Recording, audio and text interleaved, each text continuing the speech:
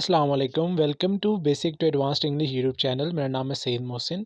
देखिए, वैसे तो मैंने आपको मॉडल वर्ब्स के लेक्चर जो हैं डिटेल से करवाए हुए हैं, वो आपको लिंक जो है मेरी बायो में मिल जाएगा, आप जाकर देख सकते हैं। लेकिन लोगों को ये नहीं पता होता कि कैन, कुड, शुड ये जो चीज़ें होती हैं, इनके पैसिव भी होते हैं और पैसिव ही ज़्यादातर लोगों को नहीं आते। पैसिव का क्या मतलब है? जब जुमले में काम करने वाला सब्जेक्ट अवेलेबल नहीं होता।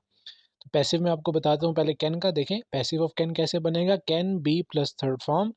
फिर मैंने नीचे 3 एग्जांपल्स भी दी हुई हैं। सहूलतें दी जा सकती हैं, फैसिलिटीज़ कैन बी गिवन, ठीक है। उसके बाद इट कैन बी रिमेंबर्ड, इसे याद किया जा सकता है। याद करने वाला कोई मौजूद नहीं है तो, और आखिर में सकता है आ रहा है तो पैसिव बन गया। मतलब एक चीज़ याद रखें कि कैन को हम कैसे पहचानते हैं? जब जुमले के आखिर में सकता है, सकती है, सकते हैं जैसे अल्फाज आते हैं। उसके बाद देखें, इसे बर्दाश्त नहीं किया जा सकता है, बर्दाश्त करने वाला कौन है? मौजूद नहीं है, और सकता है आ रहा है, इसका मतलब है ये कैन का जुमला है। It can not be tolerated, ठीक है, it can not be tolerated. तो याद रखें, कैन हम कैसे पहचानेंगे? पहली पहचान तो ये होती है कैन की कि जुमले के आखिर में सकता है, सकती है आएगा। अगर तो वो एक्टिव है, पैसिव नहीं है, तो सीधा आप कैन लगाएं, साथ फर्स्ट फॉर्म लगाएं। लेकिन अगर वो पैसिव है तो कैन के साथ क्या लगेगा? B plus third form. उसके बाद आ जाते हैं नेक्स्ट, देखें कुड की तरफ। अब कैन और कुड में जो पहचान का डिफरेंस होता है वो ये होता है कि देखें, कैन के आखिर में तो सकता है, सकती है, वहाँ है लाजमी आता है।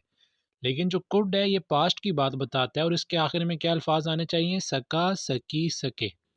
और अगर सका सकी वाला जुमला एक्टिव है, जैसे मैं नहीं जा सका, आई कुडंट गो, तो आपने फर्स्ट फॉर्म ही लगानी और कुड लगाना है। लेकिन अगर पैसिव है तो क्या करेंगे? Could be plus third form. उसे पास ना किया जा सका, पास किसने किया है? मौजूद नहीं है, सब्जेक्ट पैसिव बन गया। He could not be passed. उसके बाद मेरी मदद नहीं की जा सकी, अब मेरी मदद करने वाला बंदा मौजूद नहीं है, तो इसलिए I could not be helped. उसके बाद देखिए, मेहमानों को इनवाइट नहीं किया जा सका, the guest could not be invited, ठीक है। तो आप देख सकते हैं कि जब पैसिव बनेगा तो सबका मतलब यही रूल होता है कि पैसिव जब आपके मॉडल वर्ब के बनते हैं तो उनके साथ बी लगता है और थर्ड फॉर्म लगती है। आइए मैं आपको नेक्स्ट भी बताता हूँ। तो उसके बाद आप शुड की तरफ आ जाएं। शुड को आप कैसे पहचानेंगे? शुड आप पहचानेंगे जब जुमले के आखिर में कैसे अल्फाज आएंगे? चाहिए जैसे।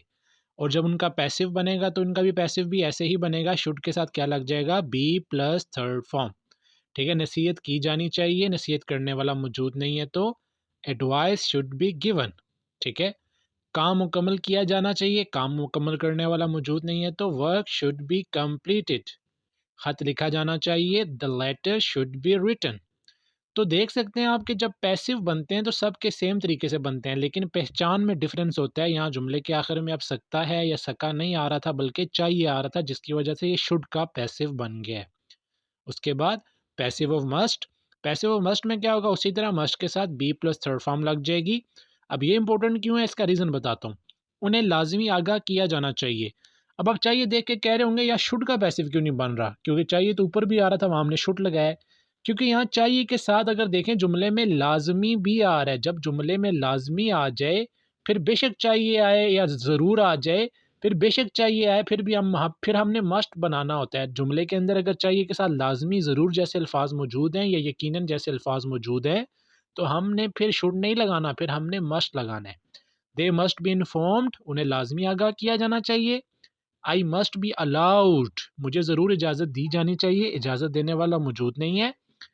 किड्स मस्ट बी टॉट, बच्चों को लाजमी सिखाया जाना चाहिए, क्योंकि सिखाने वाला मौजूद नहीं तो पैसिव बन गया। और ये शुड का क्यों नहीं बना? क्योंकि यहाँ चाहिए तो आ रहा है, लेकिन जुमले में लाजमी भी आ रहा है, इसलिए इस बात पे फोर्स हो रही है। तो फिर इसकी वजह से ये जो लाजमी आ गया और चाहिए दोनों मौजूद है, तो ये जुमला आपका मस्ट का पैसिव बन गया है, ठीक है। तो उम्मीद करता हूँ आपको ये मॉडल वर्ब्स के पैसिव अच्छे तरीके से समझ आ गए होंगे। अगर आपको समझ नहीं आया तो आप कमेंट्स में मुझसे पूछ भी सकते हैं।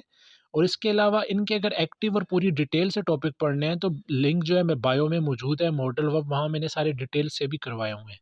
तो मिलते हैं नेक्स्ट वीडियो में। चैनल को लाजमी सब्सक्राइब करें ऐसी इन्फॉर्मेटिव वीडियोज़ के लिए।